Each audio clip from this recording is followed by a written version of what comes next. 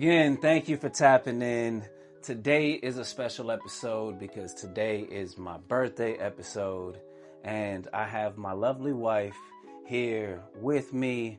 We are going to talk about why this birthday in particular, turning 36, is so significant to me. We're going to talk about what does this milestone mean for me as a father and as a man. We're going to touch on grief in fatherhood at the age of 36. We're going to talk about what are my thoughts on reaching the same age as my father was when I was born, and how this realization really stirred up just new grief, to be honest with you.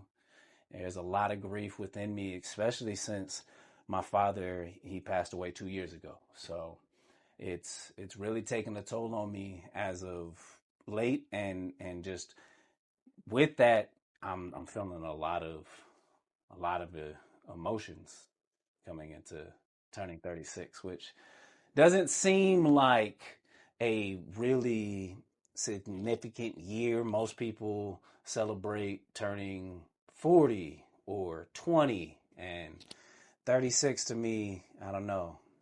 It means a lot right now, especially since I just hurt my knee. And I've been dealing with this knee injury for 10 years, and there's a whole backstory, a lot of trauma that is going on there with just this entire knee injury that I can't wait to just talk with you guys about and share with you, because the Vulnerable Masculinity Podcast, this is a safe space. This is where we try to shed our toxic masculinity. This is where we try to shed our toxic masculinity. We try to embrace the vulnerable side of what it means to be a man, to be a father, to be a husband. So, baby, we are approaching my 36th birthday. I know I tapped on that earlier, and I said that this may be insignificant to some. Did you feel any type of way turning 36 at all? I can't say 36 was significant for me. Nah, nothing. But why is that? Why is 36 important or significant to you? Because it is a really obscure age. I mean, yeah. So for me, my dad was 36 when I was born, and I was being raised by my mother for the first 3 years of my life. And my dad fought and fought and fought, and I seen that fight in him. He got custody of me when I was 3.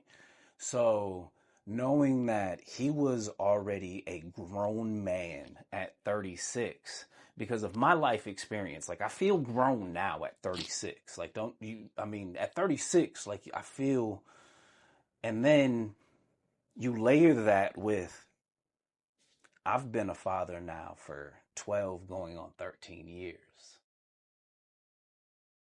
That to me, like I feel like, my dad had all this wisdom he instilled in me at a young age that I've been able to instill into my kids. But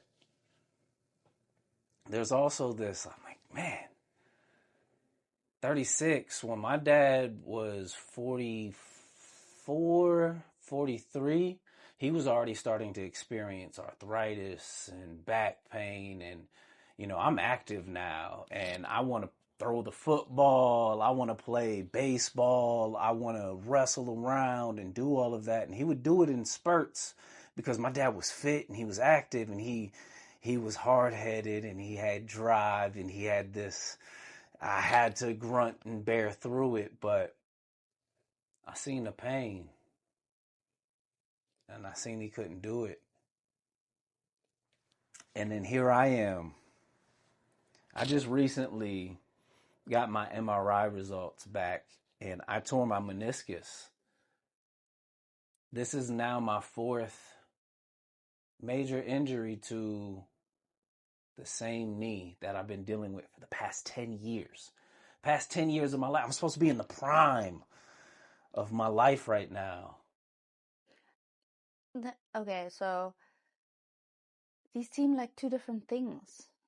First we talked about your birthday, and then we went into fatherhood, and now it's gone into your knee. I can't relate to that. Why is it so loud? I still want my youthfulness. I still want to be able to be young for them. So being young equals being a good dad? To my love. Being able to keep up with them. Being able to show them and teach them and tell them in every aspect. I owe that to myself, I feel, as a father. I seen my dad sacrifice. That's what I equated to. I seen the example. He led by example. And for me, the quality as a man is the only thing I can do is lead by example. Especially for them. That's all I can do for them. I can't promise to give you the world. I can't promise to give you, but I can keep up with myself.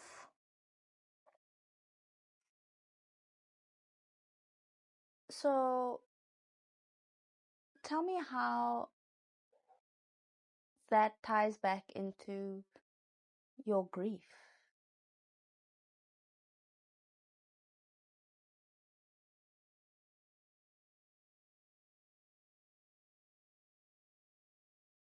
As much as I seen my dad try to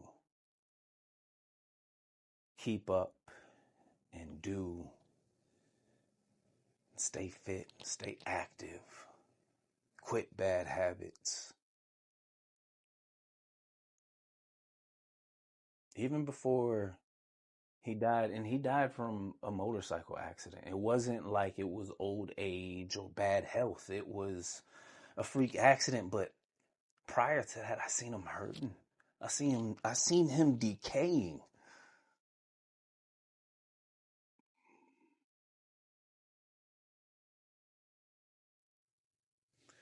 It's like you see Superman and then you like, man, what's going on? Like I ain't never seen him act like that. He's he can't stand up. He can't fly.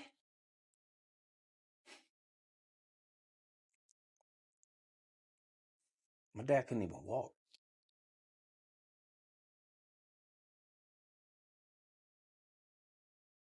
He was on something like 17 pills, man.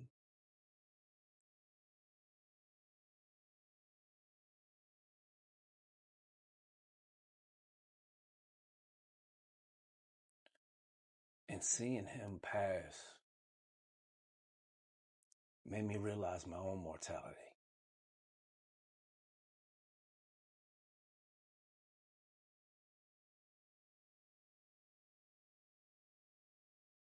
And then I think about the boys.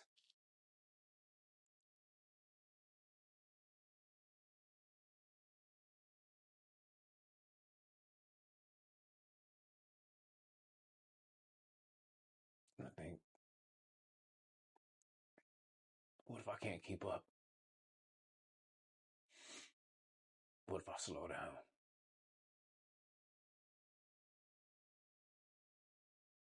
Are you fearful for them or fearful for yourself?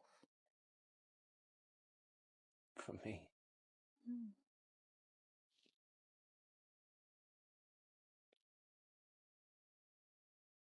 they're all I got.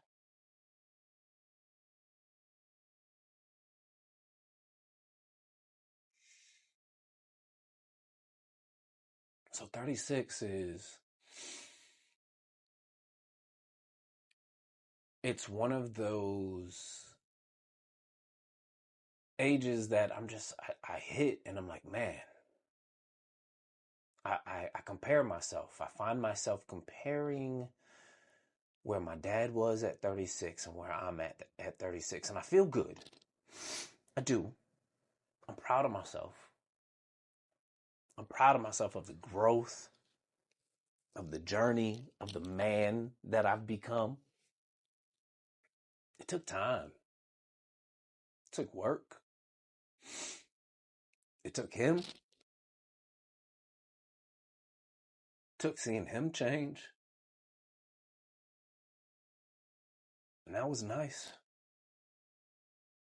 And that's the thing about role models,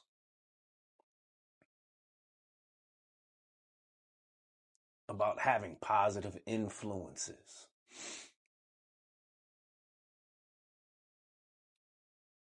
They live with you.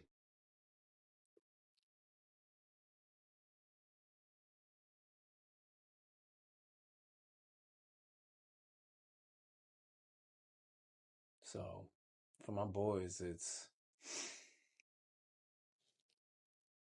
I want to give them the world. I want to give them material things. I want to give them energy. I want to give them love. But most importantly, I just want to give them me. And that's why I take care of myself. And dealing with the knee injury it shows me again that there is kryptonite. So does this affect how you parent them? This longing for legacy in the examples that you've had versus what you want to leave behind? 100%. 100%. So for them, I want to be the best example of a man that they can see. I've made mistakes. Like, don't get me wrong. I've made big time mistakes and they've seen it. They've been witness to it. But for me, my job is to now redeem myself. And how do I do that? I show them a better example. I show them a better, more evolved version of me. In same experiences, they might have seen me act differently is now what some people would call the healed version. I don't call it the healed version because it's not truly healed. There's still parts that I feel like we're all continuously working on. And how do you communicate this with the kids? Can you give me an example? I sit down, I have conversations with them when I make mistakes.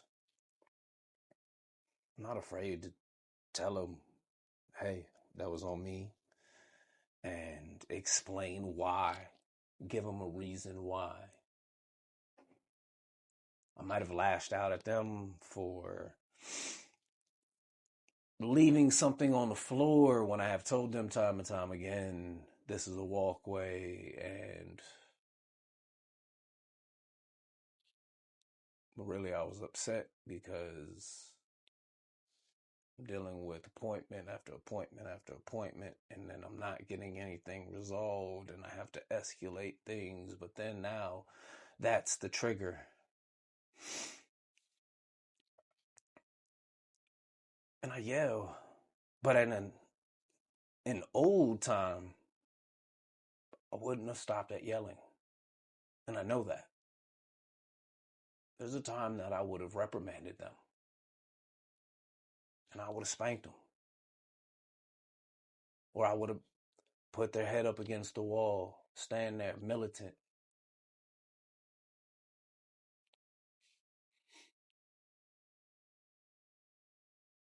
But now I'm punishing them for something that I was going through.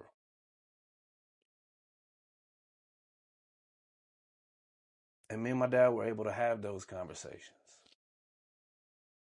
So, growing up, you didn't have the same communication with your dad than you did when you got older.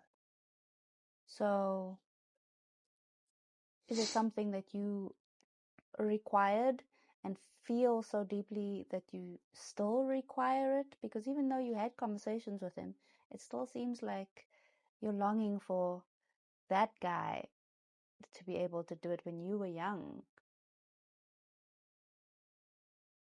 Of course. Of course. I wish my dad worked on himself a lot sooner. Even though at 36, he was already this grown man,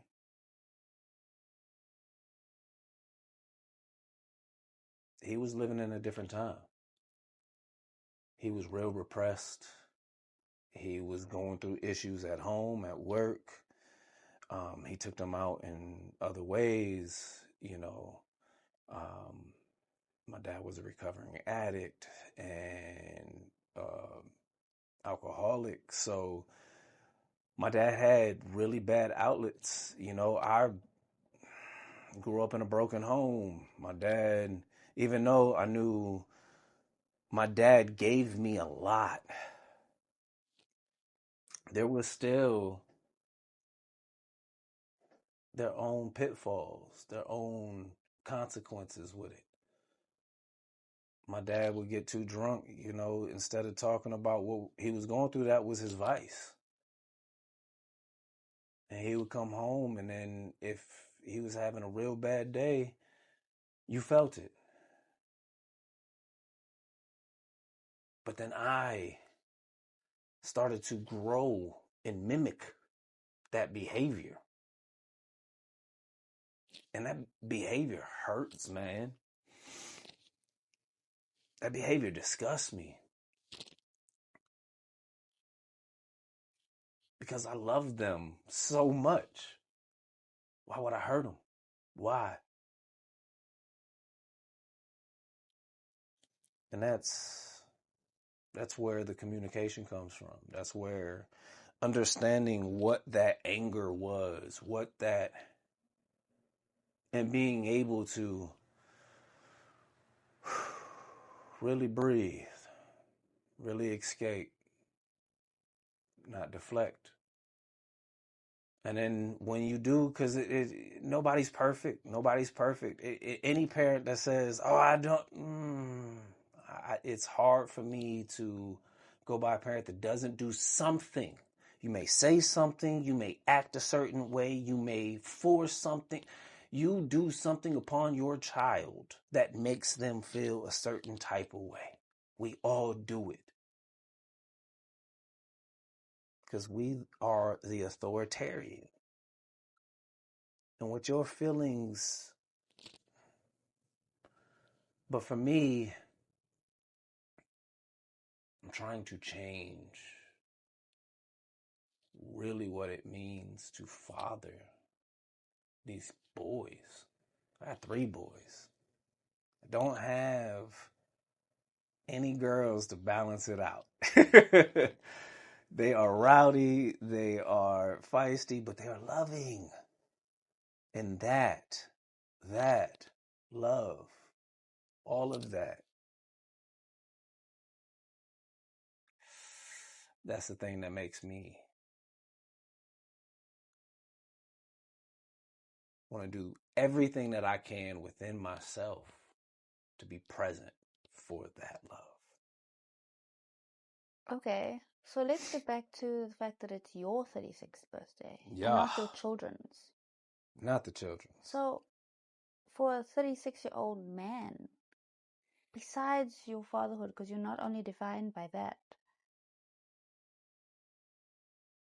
how are you being kind to yourself at 36 right now?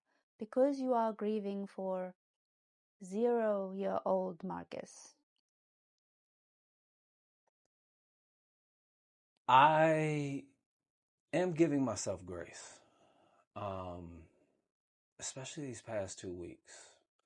Really not sure what it has been, but the past 2 weeks I've been able to gain some clarity. I really have.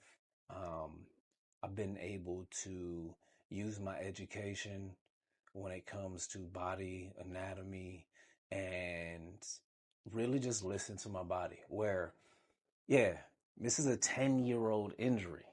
Younger me was stubborn. I hurt my knee.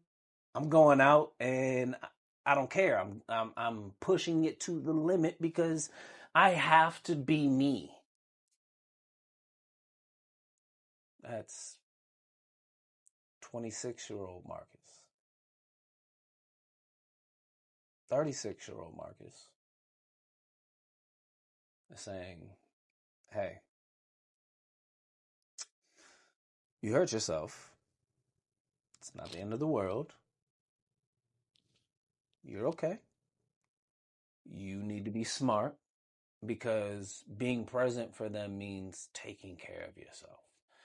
And what I've learned and what I will give credit to you massively for is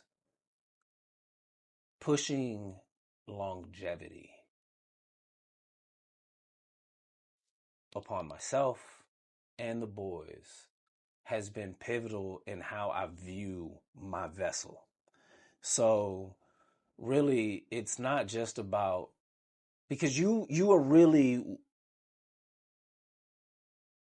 in a way speaking to and enhancing my deepest fear, which is not being able to be present for them.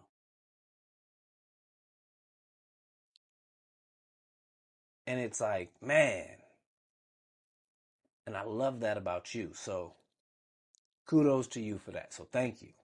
But that for me is how I'm trying to really reframe this injury from, damn, I'm out. Now I can't go to work. I'm hurt. I can't put pressure on it. The instability and really being in my head about it every day to where now I'm like, okay,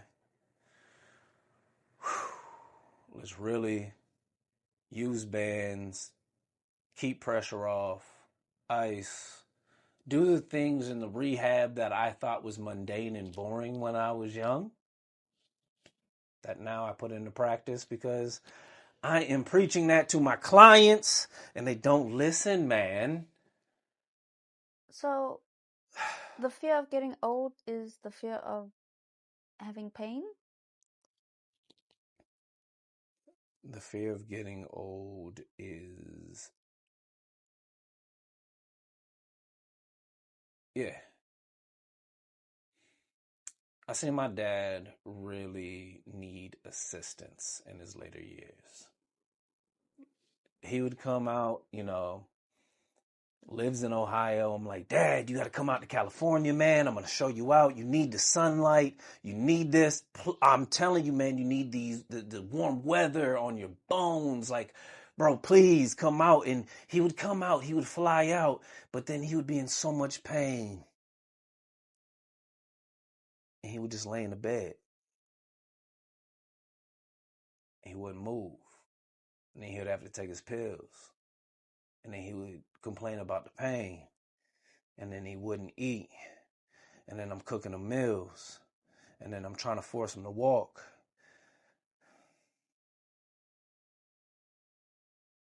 I watched him die before he died.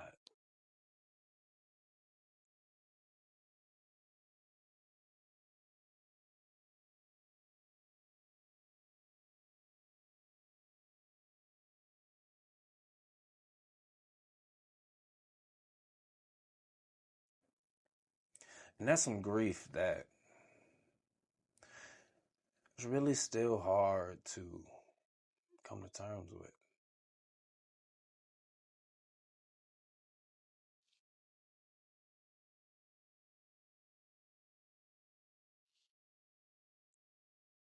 So as I turn 36, I kind of now look at it as this is your starting point from my knowing. This is my starting point. You've always told me you wanted me to be better than you were.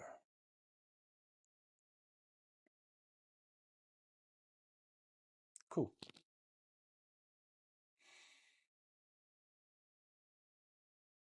You did a hell of a job, man.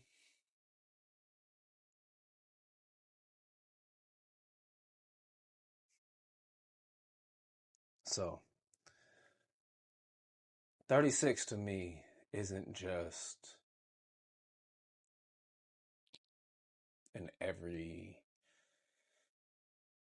36 to me isn't just an ordinary birthday. It means so much to me.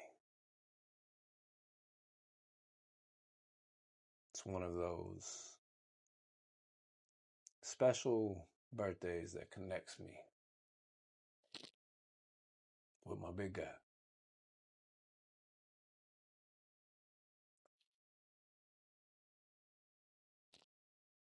You know your dad really well.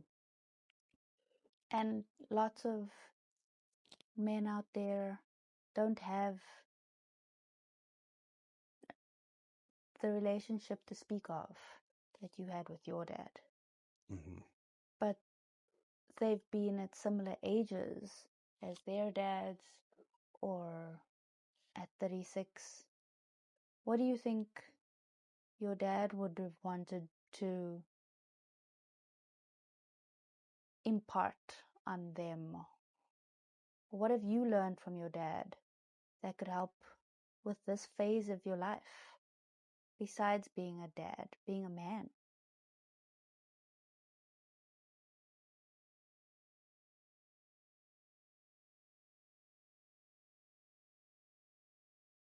That's a really good and a really deep question. I love that. My dad, he really grew as a person. And I will say he took his sobriety very seriously later on in life. And the one thing he was always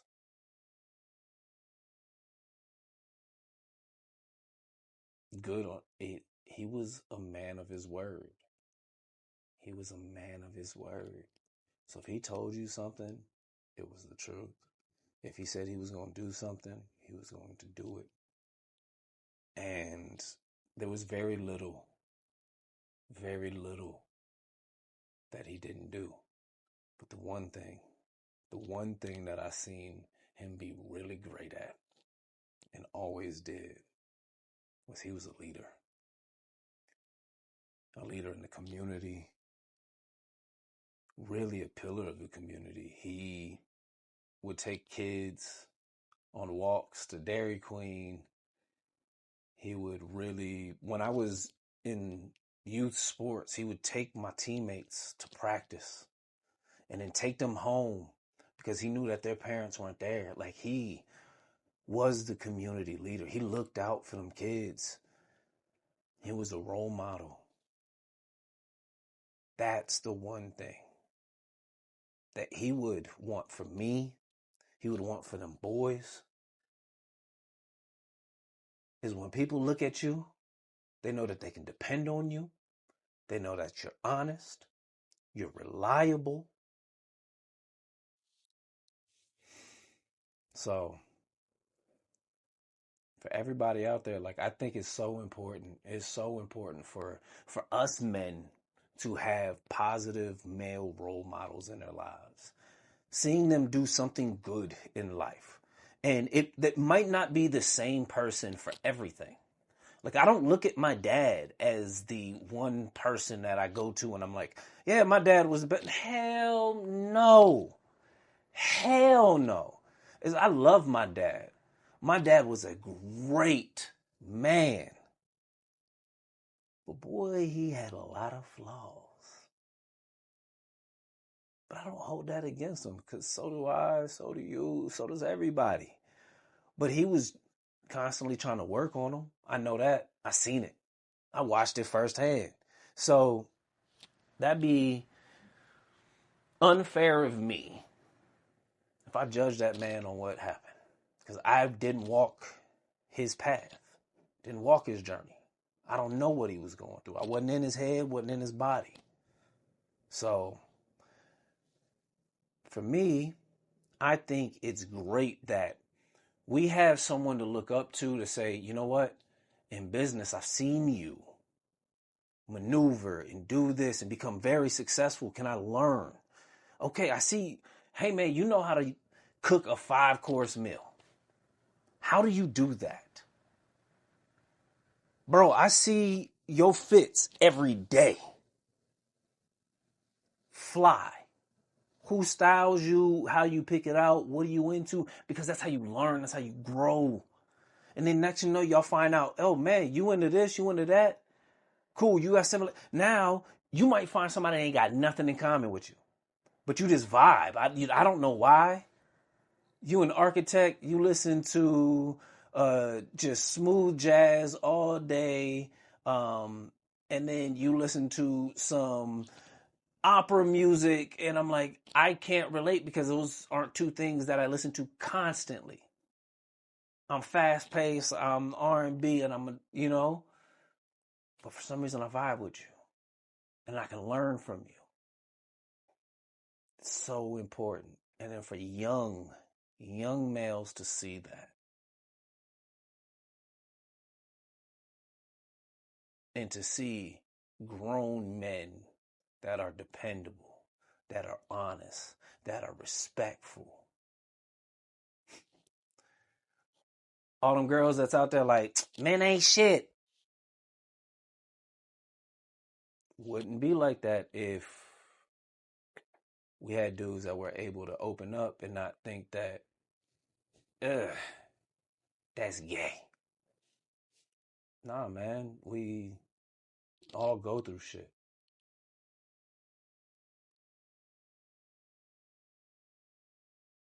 We all feel down. That's why our suicide rate is so high. Because you're so bottled up. You ain't got nobody to talk to. You feel like you ain't got nobody to talk to. You feel like you have nobody to relate. I feel like I ain't got nobody to tell my demons, my secrets to, because I can't trust nobody. Because if I do tell them, they're going to run off and tell. No, man. Sometimes you just got to let that shit go. Because if not, if you don't kill yourself, then you drink it away. Or then you shoot it up. Or then you go to Wendy's. You go to McDonald's. Or then you get stomach issues. Or then you get back pain. Or then you get... It'll leak out. Then you get abusive. Then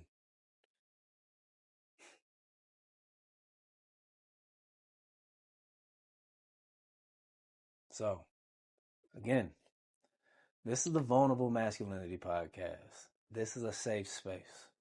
I'm inviting men, this couch right here.